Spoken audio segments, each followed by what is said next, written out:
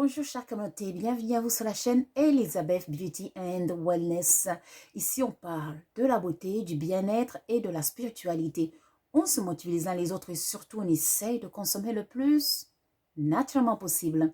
Et bien sûr on se connecte avec notre mère nature. Bienvenue à vous sur la chaîne Elizabeth Beauty and Wellness. Chère communauté, j'espère que vous allez tous très bien. Aujourd'hui, j'aimerais discuter des erreurs à éviter avant de se marier. Et oui, chère communauté, ou tout simplement avant d'être en couple, même les gens qui ne sont pas mariés. Et oui. Vous voyez, c'est bien beau l'amour, hein? C'est bien joli, mais l'amour est plus profond, ou être en couple est plus compliqué que ce qu'on pense. La plupart du temps dans nos sociétés aujourd'hui, les gens se marient juste parce qu'il faut se marier, parce qu'il faut être avec quelqu'un, parce qu'il faut avoir des enfants, parce qu'il faut bien se faire voir par la société. Mais cependant, le problème commence lorsqu'on se retrouve avec la personne. Avant que la personne s'installe ensemble, les personnes s'installent ensemble, tout se passe bien. L'amour en rose, tout se passe à merveille. Et oui, d'ailleurs, on dit, on ne connaît jamais quelqu'un. Même si vous allez vivre 20 ans, 30 ans, jamais vous connaîtrez vraiment la personne. Car la plupart des personnes ne se connaissent pas eux-mêmes. Donc, la plupart des gens, les erreurs que les gens font souvent, c'est quoi? Concernant les églises, les gens religieux ou religieuses, souvent ils pensent qu'ils vont rencontrer la perle rare à l'église. Oh, les chorales! Les chorales, c'est là que se passent les choses. C'est là que les gens vont chercher les amoureux. Eh oui. Mais, c'est bien beau, hein? Ah, c'est normal. Mais le problème, c'est que, au départ, disons qu'au départ, oh, c'est une bonne femme, bien pieuse, ou un homme, voilà, qui marche tout droit, il prie, il gêne, il est là en train de chanter, il a la Bible dans la main et tout ça, etc. Mais, ok, la jeune fille est épatée. En plus, il est gentil, il est généreux, il a un bon travail, il est bien posé, etc. Quoi demander de plus? C'est l'homme parfait, n'est-ce pas, messieurs, mesdames? Eh oui. Mais cependant, l'erreur qui va se passer, c'est quoi? Ok, cette personne a un profil vraiment parfait. Entre parenthèses, pour certaines personnes, bien sûr. Donc, le couple va se marier. Le pasteur va bénir le couple. Le mariage va se passer. Tout le monde sont contents. En tout cas, c'est un couple béni. Ils sont mariés, ils s'installent. Un mois. Voilà, c'est encore la lune de miel. Tout se passe très bien. Les amoureux sont heureux. Il y a des projets, etc. 2 mois. 1 an. 1 an et demi. Là, les choses commencent à se gâter. L'homme, il commence à avoir des comportements bizarres, contre nature. La femme commence à remarquer que l'homme, il est tellement trop sale. Mais incroyable, désordonné. Et puis, elle, la femme, elle est tellement ordonnée qu'elle commence à se poser des questions. Son travail, c'est devenu quoi? Nettoyer. Aller derrière ramasser les choses que l'homme, il laisse, les vêtements par terre, etc., les sous-vêtements par terre, etc. La femme dit, ok, je l'aime, eh ben, je vais faire ça, je vais ranger. C'est pas grave, il va changer, il va changer. Ok, d'accord. Et puis, la femme de son côté, l'homme de son côté, excusez-moi, se rend compte que la femme, en fait, elle est bizarre. Elle passe son temps au téléphone avec ses amis et tout. Le soir, quand l'homme y rentre, il n'y a pas de dîner, il n'y a rien. La femme est au téléphone, etc. L'homme se dit, ok, c'est pas grave, c'est 1 fois, 2 fois, ça va passer, c'est pas grave. On a l'amour, Dieu va nous aider. Ok, d'accord. Et puis, après, ben, ça continue. L'homme, un jour, il rentre. La femme n'a pas préparé à manger, rien. Elle est au téléphone. L'homme, il arrive. Il commence à donner des claques à la femme. Eh oui, des claques. Ok, la femme, elle pleure un peu et tout ça. L'homme, il vient, il dit, oh, excuse-moi, madame. En tout cas, je ne pensais pas faire ça. Excuse-moi, je vais changer. La femme se dit, ok, c'est pas grave, il va changer. La femme se met à la popote. La femme commence à faire la cuisine régulièrement. L'homme, il rentre, il est content et tout. Il commence à manger. Et puis, un autre jour, ça arrive. Tout simplement, la femme, elle était sortie avec ses amis. La femme, elle est rentrée un peu tard. L'homme, il est rentré et depuis, il était à la maison en train d'attendre sa femme. La femme rentre tard. Et puis l'homme n'était pas content. Et puis là, une deuxième claque, il tire par les cheveux, une deuxième claque, etc. Et puis là, la femme commence à pleurer. La femme a honte d'appeler ses amis, de demander de l'aide. Parce que, comme tout le monde sait que c'est un homme qui prie, c'est une femme qui prie, c'est une famille qui prie, ah ben, qu'est-ce que les autres vont penser? En tout cas, c'est une question d'image et d'honneur de la famille. Surtout les parents, qu'est-ce qu'ils vont penser de ça, les parents? Eh oui, surtout l'homme a une bonne situation. Attention, il ne faut pas le quitter. Hein. Il y a d'autres femmes qui attendent. Donc la femme va se taire, ne va rien dire. Et puis tout doucement, la dépression, la frustration, etc., etc. Et puis, le problème, c'est que la femme et l'homme qui se sont mariés n'étaient pas compatibles tout simplement. L'erreur qu'ils ont fait, c'est de voir le côté physique, apparence, l'argent, l'homme pieux, etc., etc., et puis ce qu'ils pensent les autres. Donc, ils se sont retrouvés ensemble des personnes, deux âmes, des personnes qui ne sont pas du tout compatibles ensemble. Et c'est pour ça. Donc, cet homme avait déjà des antécédents dans sa famille. Il ne faut pas oublier que l'énergie ne meurt jamais, mais se transforme toujours. Son grand-père, arrière-arrière-grand-père, battait sa grand-mère. Et ce sont des gènes. Ils étaient endormis. Ils attendaient que le bon moment pour s'éveiller. Et oui, donc, les démons de minuit se sont réveillés. Ils ont commencé à taper la femme. Même si l'homme était un homme pieux, il priait. Mais, on dit, l'énergie ne se perd jamais, mais se transforme toujours. Eh oui. Donc, la femme, lorsqu'elle a décidé de se mettre avec cet homme, elle ne s'est jamais posé la question, quel futur j'aurai avec cet homme? Elle ne s'est jamais posé la question si le passé de cet homme. Après, bien sûr, il y a peu de personnes qui vont se poser ces questions, bien sûr. C'est normal. On ne peut pas aller en arrière, connaître les gènes de la personne ou ses arrière-grands-parents, qu'est-ce qu'ils faisaient, c'est normal. Ah oui, 99% des personnes ne le feront pas d'aller faire des enquêtes et de savoir. C'est normal. D'ailleurs, c'est pour ça, aujourd'hui, il y a beaucoup de divorces, parce que les gens se mettent ensemble, ils ne sont pas du tout compatibles. Mais ils restent ensemble parce qu'ils ont honte de se séparer.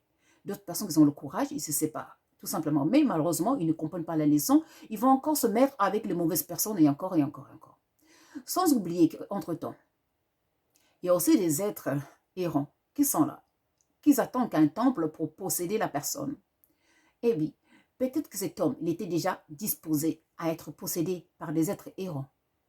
Donc, du coup, il était possédé aussi, peut-être, par un être errant qui passait là et qui s'est dit, oh, le temple est libre, la chambre est libre. Et voilà, l'homme était possédé et puis il a commencé à battre sa femme, etc. Voilà l'histoire. Donc, d'où il est très important de faire attention avant de se mettre avec quelqu'un. On ne se met pas avec une personne parce qu'il a de l'argent, parce qu'il prie, ou parce qu'il est CEO ou chef, ou parce qu'elle est belle, parce qu'elle est grande, parce qu'elle a une bonne carrière. Non. On ne se met pas avec quelqu'un par rapport aux choses d'apparence qu'on voit physique, matérielle. Non. C'est une grosse erreur, malheureusement. Eh oui. Avant de se mettre avec quelqu'un, il faut demander aux êtres spirituels, à nos ancêtres de bonne volonté ascensionnés, qui étaient déjà sur la terre, qui connaissaient et qui connaissent comment est-ce que l'homme fonctionne. Il faut demander l'aide des guides. Et oui, parce qu'on n'est pas seul sur la terre. Et oui, on a des aides autour de nous. Il faut aussi demander, vous questionner au fond de vous.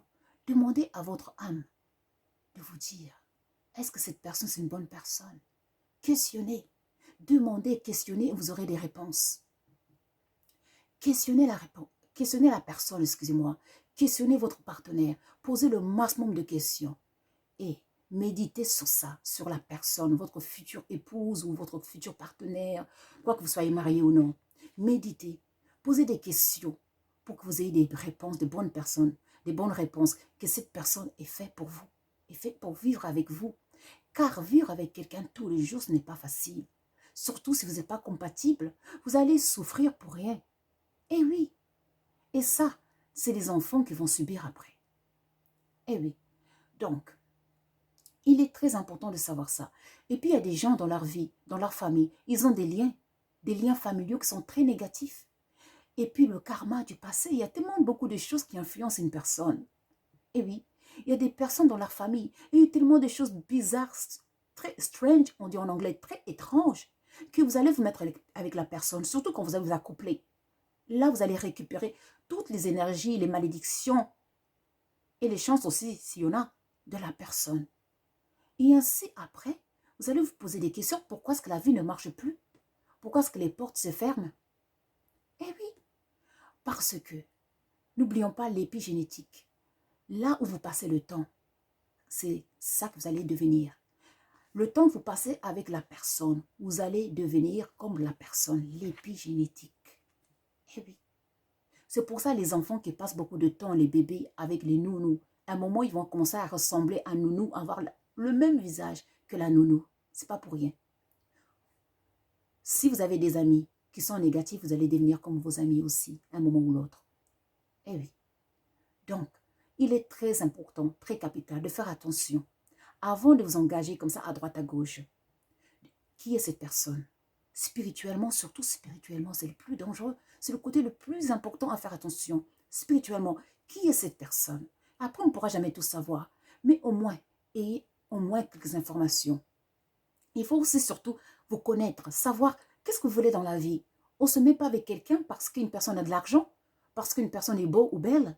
Non, qu'est-ce que vous voulez? Qu'est-ce que vous désirez? Il faut savoir qu'est-ce que vous voulez dans la vie. Et ça vous aidera à aller vers la bonne personne aussi. On ne se met pas avec quelqu'un par hasard, parce qu'il le faut, parce qu'il faut le faire. Non, c'est une grosse erreur. Eh oui, car il y a des personnes qui ont des énergies très opposées, qui ne peuvent pas vivre dans la même maison. Non, ils ne peuvent pas. C'est pour ça, après, il y a des bagarres, il y a des cris, il y a des discordes, des choses comme ça, parce qu'ils ne sont pas compatibles pour vivre ensemble. Est-ce que vous êtes compatible avec votre partenaire? Oui ou non? Est-ce que vous disputez tout le temps? Tout le temps? Est-ce que vous criez dessus? Vous vous respectez pas? Est-ce que vous avez la paix? Est-ce que vous êtes heureux?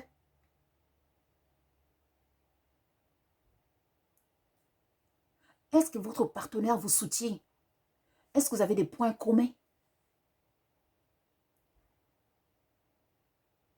Est-ce que vous partagez des choses? Est-ce que vous avez une vision commune du futur? Où vous voyez dans 10 ans, 15 ans, 20 ans, 30 ans, 40 ans, 50 ans, ensemble? Quelle vision avez-vous pour votre couple dans 5 ans, 10 ans, 20 ans, 30 ans? Comment voyez-vous votre partenaire dans 15 ans, 10 ans? Et quel est le but de votre couple physiquement et spirituellement? Dans quelle direction voulez-vous aller avec votre couple physiquement et spirituellement? Et puis même matériellement. Vous voyez? Tout ça, ce sont des questions à se poser, à s'y préparer. On ne se met pas avec quelqu'un par hasard. Non. Sinon, on va souffrir. En tout cas, chère communauté, j'espère que cette vidéo, ça va vous aider à faire attention. Car on ne se met pas avec quelqu'un par hasard. Ne prenez pas de risque de vous installer avec quelqu'un. Ça se trouve, la personne est possédée complètement. A une génération qui est complètement maudite.